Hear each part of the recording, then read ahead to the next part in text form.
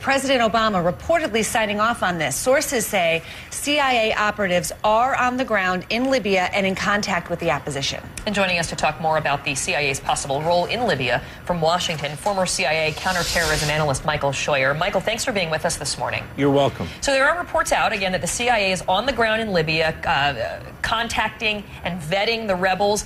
Is this setting the stage to arm them? I don't think there's any other possible reason for it. And the president clearly has sent the agency in to find out who he is supporting and to see what kind of material, human material, we would have to work with if we decided to, if the president decided to arm and train these people over the longer term. Yeah, and you're concerned about this prospect. You think it could become another Taliban situation for the U.S. What, in your mind, is the worst-case scenario here? Well, Libya has been very strong in sending young men or having its young men go overseas to fight in Islamic insurgencies in the Balkans, in Chechnya, Afghanistan, especially Iraq, when the height of the fighting was there. Those that don't get killed, of course, go home. And I think the core of the resistance, whatever little military ability they have, is probably made up by people elsewhere we would call mujahideen. And so it's a dicey proposition to be getting involved with this. I'm not sure that the opposition, if it takes power, is going to be much better than was Gaddafi. But that's why you need to have the CIA, I presume, in there vetting, as we said, who are these people, who are the elements that are funding them or supporting them, who are the politically the most palatable and the least palatable among them. The White House saying that no decision has been made. I have a question for you as a CIA veteran, I guess. I mean, the fact that we even know about this, is that unusual? I mean, should we just assume that the CIA in this sort of a situation would, of course, be in there on the ground? Well, you have to assume that the president wants the best information that he can get. And if he wants to have that information, he has to have somebody on the ground. And so, yes, I think you assume wherever there's trouble, you'll find the agency. The other point I would make here is that vetting the people who are in the opposition, of course, is you're only able to do that to the extent that they're willing to talk to you. I think the agency will find a lot of people who are pro-democracy and westernized happy to talk to them.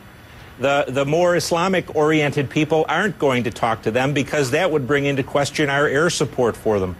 So this is a mission that's a very difficult one, and the chances of success are really probably not better than 50-50. What's the alternative if we don't arm the rebels and they're clearly outmanned and outgunned by Gaddafi's forces? What's the better solution here? The better solution was, as Mr. Paul said, never go at all. This was none of our business. But I think what we're seeing is the string is playing out.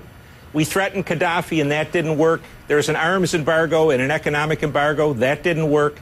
There was a UN resolution, and that didn't work. Aerial bombing has continued and has impact, but it hasn't defeated him. Now we're at the stage where we're going to try to apparently try to train and arm the resistance.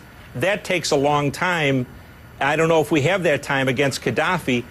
What we're seeing is the president putting himself into a corner where his only option is ground troops.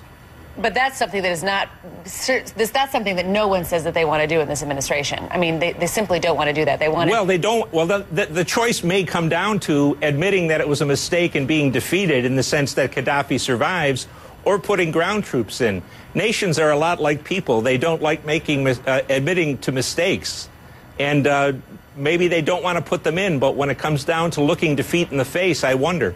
You know, you led the CIA's unit that tracked Osama bin Laden 1996 to 1999, and you believe that, much like that situation, America's involvement in Libya could prove to be a recruiting tool for extremists. Why? Oh, it's absolutely a recruiting tool. It's the American-led West attacking a Muslim country that has oil. They've been very careful to say it's not the American-led West, that NATO has now fully taken over the operations. Well, that yes, our firepower was used in the beginning, but that this is a coalition that includes Arab states. That may fool some Americans. It's not going to fool the people who sympathize with bin Laden and other Islamists.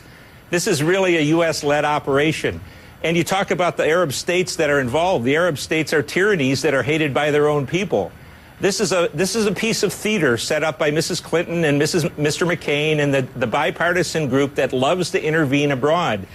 In the Muslim world, This is Americans killing Muslims again, and it looks like it's for oil. I just want to ask, are you trying to have it both ways and saying that, okay, these are tyrannies that hate their own people? Well, that's why we're helping, because in Libya, it was the people that wanted Gaddafi out, that they were tired of it. So weren't we then supporting Islamic democracy, I guess you could say, in these countries where they're tired of totalitarian rule?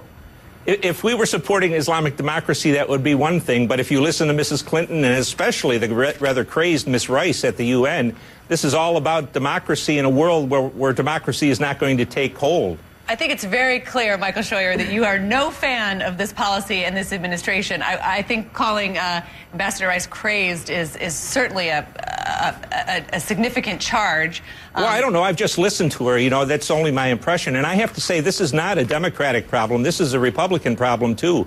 Both parties love to intervene in other people's business where there are no U.S. interests at stake and where we spend enormous amounts of money at a time when we're nearly bankrupt. That doesn't seem to me to be a wise practice of American statesmanship. And that's a whole other story. That to call the United States bankrupt, the United States is running humongous deficits, yes, but the economy and this mission in Libya are two separate issues. They're not separate issues, ma'am. You're just carrying the water for Mr. Obama. I'm certainly not carrying anyone's water, and I will assure you of that. Michael Scheuer, thank you so much for your time. We've had a very long, exhaustive interview. You had plenty of time to give your point of view on that. We're going to be right back. It's 38 minutes past. Thanks, Michael.